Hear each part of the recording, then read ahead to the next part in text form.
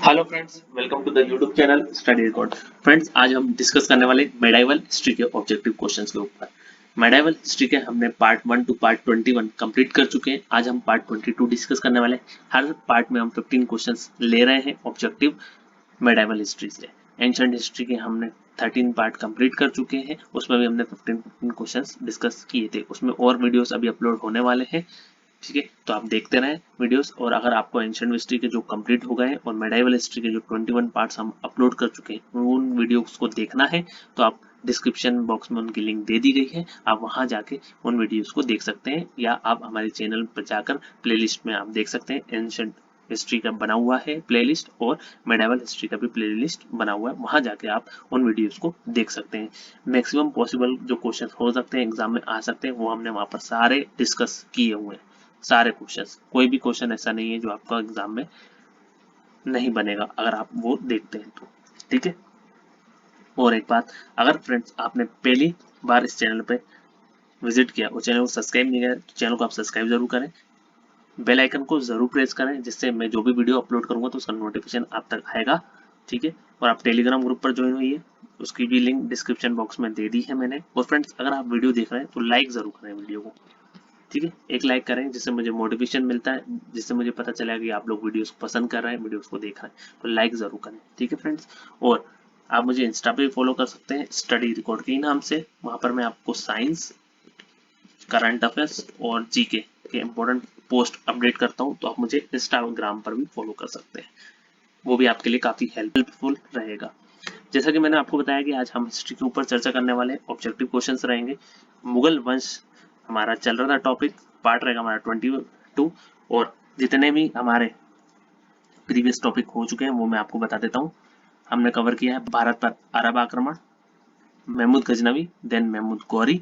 उसके बाद हमने पढ़ा था दिल्ली सल्तनत। उसके बाद हमने पढ़ा विजयनगर साम्राज्य, बहमनी साम्राज्य, भक्ति आंदोलन, सूफी आंदोलन। और नाउ हम डिस्कस कर रहे हैं मुगल वंश, जो कि काफी बड़ा है, तो अभी इसके वीडियोस अपलोड होंगे। चलिए डिस्कस करते हैं हमारा आज का सेशन।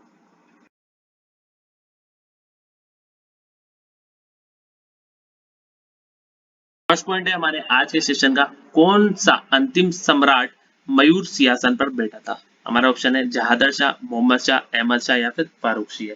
बहुत ही इंपॉर्टेंट क्वेश्चन है, बहुत बार पूछा गया है। राइट आंसर आप क्या करेंगे? मोहम्मद शाह। तो मोहम्मद शाह जो था वो मयूर सिंहासन पर बैठने वाला मुगल वंश का अंतिम शासक था, ठीक है। और नादिर शाह अपना देश जाते समय मयूर सिंहासन एवं कोहिनूर हीरा अपने साथ ले गया था। कौन ले गया था? नादिर शाह। ये मैं आपको प्रीवियस वीडियो में बता चुका हूँ, एक बार और मैंने इसलिए डाला है जिससे आपको इस क्वेश्चन को आप अच्छे से देख लें कैसे क्वेश्चन पूछा जाता है, और आप अपने दिमाग में रखें, क्योंकि बहुत ही ज्यादा इंपॉर्टेंट क्वेश्चन है, पूछा जाता है, इसलिए मैंने इसको पुटअप किया है दोबारा, ठीक है। और नेक्स्ट इसमें मैं बता दूं कि नादिर शाह को ईरान का नेपोलियन कहा जाता है। किसको? नादिर शाह को ईरान का नेपोलियन, ठीक है।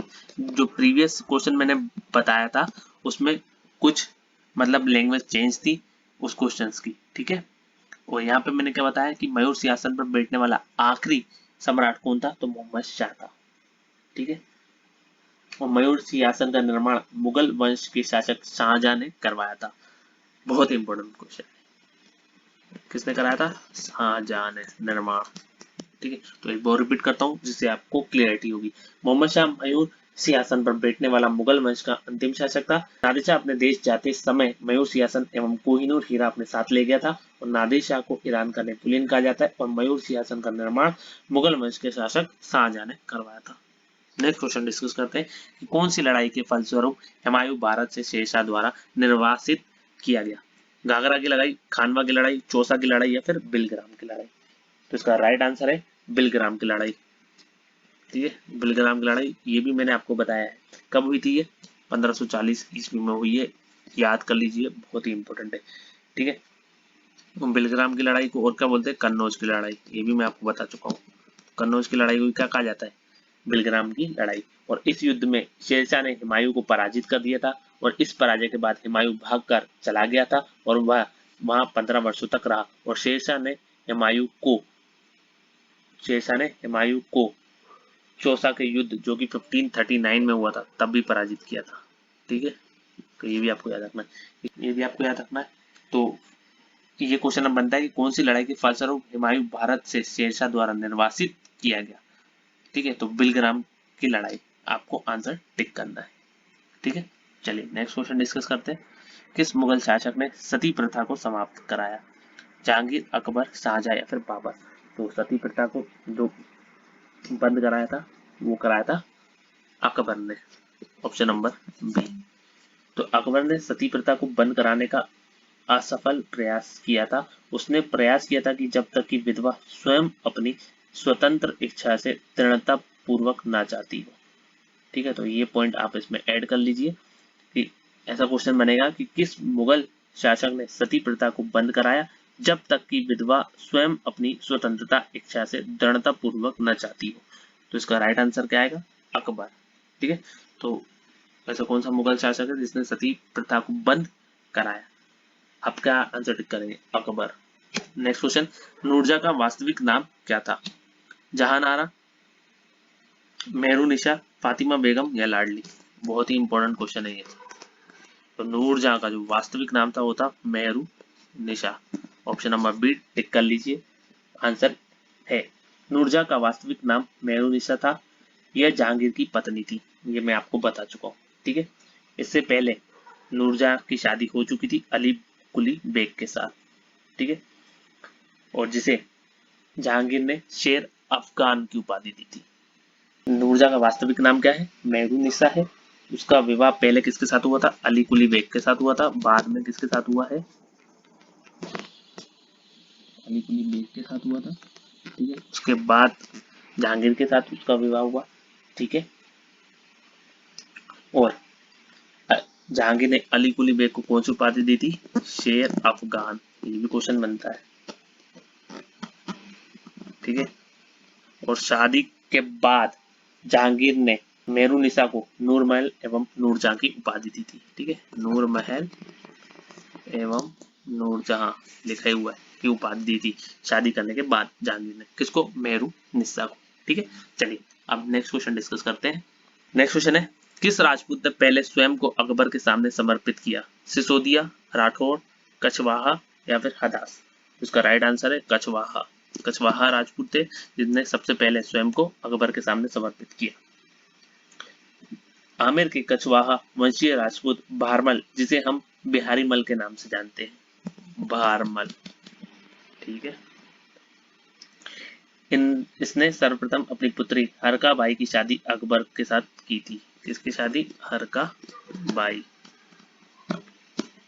की शादी किससे की थी? अकबर से की थी। और शादी के बाद इसका नाम बदलकर मरियम उजमानी रखा गया था और इसी विवाह के फलस्वरूप जहांगीर का जन्म हुआ था। ठीक है, तो जहांगीर की माँ कौन थी? हरका बाई थी। तो ये आपको याद रखना है। ठीक है, तो किस राजपूत ने पहले स्वयं को अकबर के सामने समर्पित किया? कछवाहा।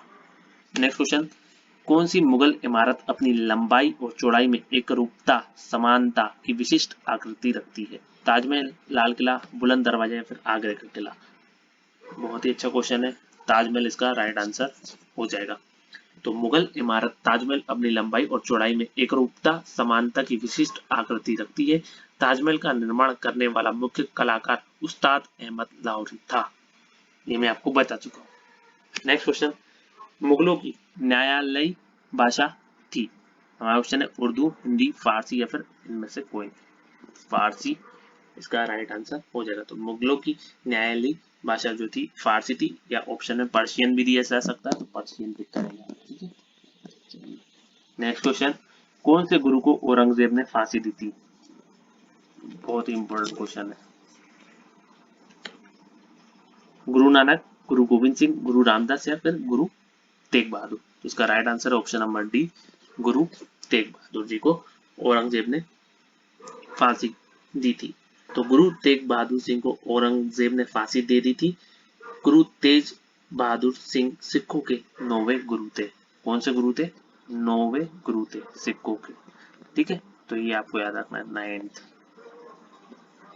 तो ये आप याद रखेंगे, बहुत ही इंपॉर्टेंट क्वेश्चन है। सिखों के 9वें गुरु कौन से थे? गुरु तेग बहादुर थे। जब हम सिख धर्म के बारे में चर्चा करेंगे उसमें मैं सारे गुरु के नाम आपको बताऊंगा, सारे बताऊंगा पहले गुरु कौन थे, सेकंड कौन थे, थर्ड कौन से, 10वें कौन से थे, सारा हम उसमें डिस्कस करने वाले हैं। ठीक है, जब सिख धर्म के हम ऑब्जेक्टिव क्वेश्चन पढ़ेंगे तो उसमें मैं डिटेल से आपको बताऊंगा। अभी आप ये याद रखें कि 9वें गुरु थे गुरु तेग बहादुर जी, उनको औरंगजेब ने फांसी दी थी। इंपॉर्टेंट क्वेश्चन है, बनता क्वेश्चन।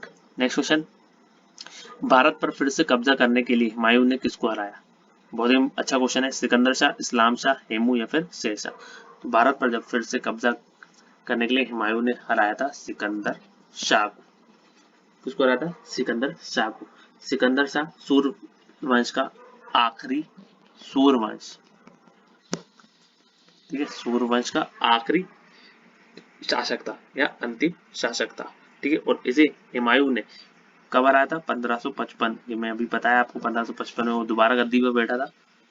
कौन से युद्ध में? सरहिंद के युद्ध में। ये पूछा जाता है कि सरहिंद का युद्ध कब हुआ, तो क्या टिक करेंगे आप? 1555। किसको हराया था? सिकंदर शाह को हराया था। किसने? हुमायूं ने। ठीक है, तब जाके वो वापस बैठा था। नेक्स्ट क्वेश्चन, किस भाषा में बाबर ने अपनी यादें तुजुक ए बाबरी में लिखी? तुर्की, अरबी, फारसी या फिर मंगोल?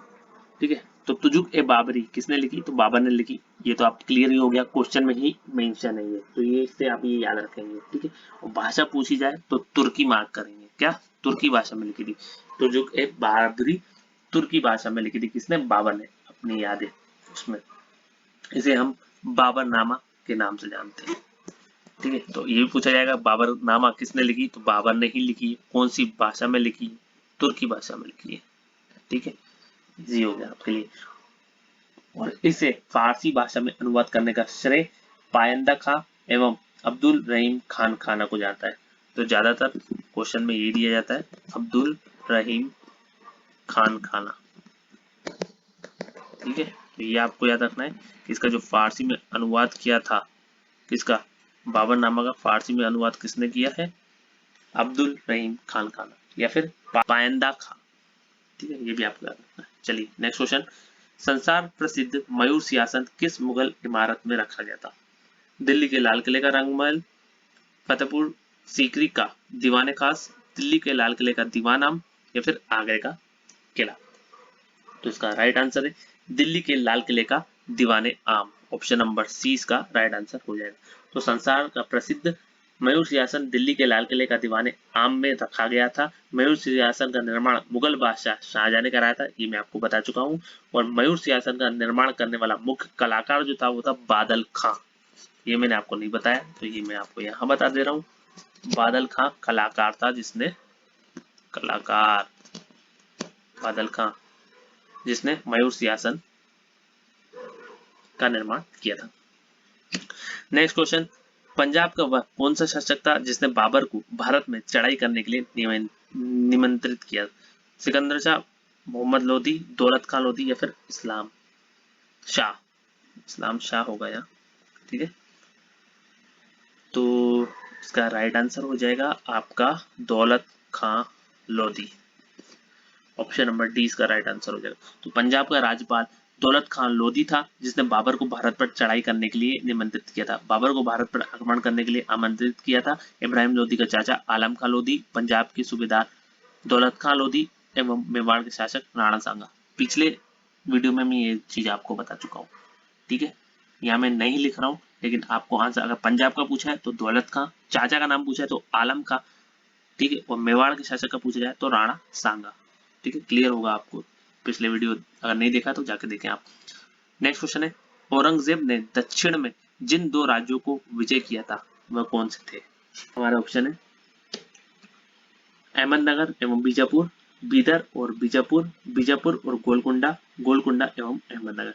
जब हम बहमनी साम्राज्य का चर्चा कर रहे थे तब मैंने ये चीज आपको बताई थी। तो इसका राइट आंसर होगा बीजापुर और गोलकुंडा को किसने जीता था? औरंगजेब ने जीता था। ये मैं आपको बता चुका हूँ। एक बार रिपीट करता हूँ, औरंगजेब ने दक्षिण में दो राज्यों को विजय किया था, बीजापुर एवं गोलकुंडा। औरंगजेब के शासनकाल में दक्षिण भारत में बीजापुर को 1686 में जीता गया, बीजापुर को, और गोलकुंडा को 1687 में जीता गया। ठीक है। औरंगजेब के समय में मुगल साम्राज्य का सबसे अधिक विस्तार हुआ था। औरंगजेब के समय सिक्कों की सबसे अधिक ढलाई हुई थी। औरंगजेब के समय में हिंदू मनसबदारों की संख्या सबसे अधिक थी। ठीक है, ये होगा 18 ये होगा 1686 और ये होगा 1687। ठीक है, करेक्ट कर लो उसको। ठीक है, तो एक बार रिपीट कर दो। औरंगजेब ने दक्षिण भारत में जिन दो राज्यों का जीता था उनका नाम था बीजापुर और गोलकुंडा। बीजापुर को 1686 में जीता और गोलकुंडा को 1687 में जीता। ठीक है, ये आपको याद रखना है। नेक्स्ट क्वेश्चन है, किस जाट नेता ने अकबर की कब्र को लूटा था? हमारा ऑप्शन है गोकुल, राजाराम, चूड़ामन या फिर इनमें से कोई नहीं। राइट आंसर हो जाएगा राजा राम। ऑप्शन नंबर 20 का राइट आंसर हो जाएगा। तो जाट नेता राजा राम ने अकबर की कब्र को लूटा था। अकबर का मकबरा आगरा के सिकंदरा में स्थित है। पहले तो ये आपको पता होना चाहिए कि अकबर का मकबरा कहाँ है, तो आगरा के सिकंदरा में स्थित है। बहुत इंपॉर्टेंट क्वेश्चन है, पूछा जाता है कि अकबर का मकबरा कहाँ स्थित है, तो आगरा के सिकंदरा में स्थित है। औरंगजेब के समय में जाट विद्रोह का नेतृत्व गोकुल ने किया था। इसके बाद राजा राम ने जाट विद्रोह का नेतृत्व किया था। जाट नेता चूड़ामन एवं बदन सिंह ने मथुरा के निकट भरतपुर में स्वतंत्र जाट राज्य की स्थापना किया था और जाट नेता सूरजमल को जाटों का अफलातून कहा जाता है। तो ये सब आपको याद रखना है। आपके लिए इंपॉर्टेंट चीज यही है कि किस जाट नेता ने अकबर की कब्र को लूटा था। आपको आंसर करना है राजा राम। नेक्स्ट क्वेश्चन है, बाबर को विश्व प्रसिद्ध कोहिनूर हीरा उसके पुत्र हुमायूं ने प्रदान किया था। हुमायूं को यह हीरा कहां से प्राप्त हुआ? मेवाड़ से, दिल्ली से, फरगना से या फिर ग्वालियर से? तो इसका राइट आंसर है ग्वालियर से। ठीक है, ये क्वेश्चन ही बनता है। तो बाबर को विश्व प्रसिद्ध कोहिनूर हीरा उसके पुत्र हुमायूं ने प्रदान किया था। हुमायूं को यह हीरा ग्वालियर से प्राप्त हुआ था। शाहजहां ने अपने शासनकाल में कोहिनूर हीरा को मयूर सिंहासन में लगाया था और मुगल शासक मोहम्मद शाह के शासनकाल में नादिर शाह ने अपने साथ मयूर सिंहासन एवं कोहिनूर हीरा लेकर चला गया था वो। और नादिर शाह को ईरान का नेपोलियन कहा जाता है, जैसे कि हमने आपको प्रीवियस वीडियो में इसके बारे में आपको बता चुका हूँ कि अंतिम मुगल सम्राट कौन सा था जो मयूर सिंहासन पर बैठा था, तो मोहम्मद शाह था। क्यों? क्योंकि नादिर शाह से उसका युद्ध हुआ और नादिर शाह मयूर सिंहासन एवं कोहिनूर हीरा लेकर चला गया था। तो ये आपको याद रखना है। और नादिर शाह को क्या कहते हैं? ईरान का नेपोलियन कहा जाता है। आई होप आपको ये सेशन पसंद आया होगा। आई होप फ्रेंड्स आप सभी को ये वीडियो पसंद आया होगा। अगर फ्रेंड्स आपको ये वीडियो पसंद आया तो लाइक जरूर करें, शेयर करें अपने फ्रेंड्स के साथ, और स्टडी से रिलेटेड कोई भी व्हाट्सएप ग्रुप हो तो उस ग्रुप में आप इस वीडियो को जरूर शेयर कर दीजिए। और फ्रेंड्स अगर आपने अभी तक चैनल को सब्सक्राइब नहीं किया है तो चैनल को आप सब्सक्राइब जरूर कर लीजिए और इस तरीके के बेल आइकन को जरूर हिट कर दें, जिससे मैं जो भी वीडियो अपलोड करूंगा तो उसका नोटिफिकेशन आप तक पहुंच जाएगा। और फ्रेंड्स आपको वीडियो कैसा लगा ये आप मुझे कमेंट बॉक्स में कमेंट करके बताएंगे। अगर वीडियो अच्छा लगा हो तो आप एक लाइक जरूर कर दीजिए, जिससे मुझे मोटिवेशन मिलता है। Thank you friends for watching, have a nice day, thank you.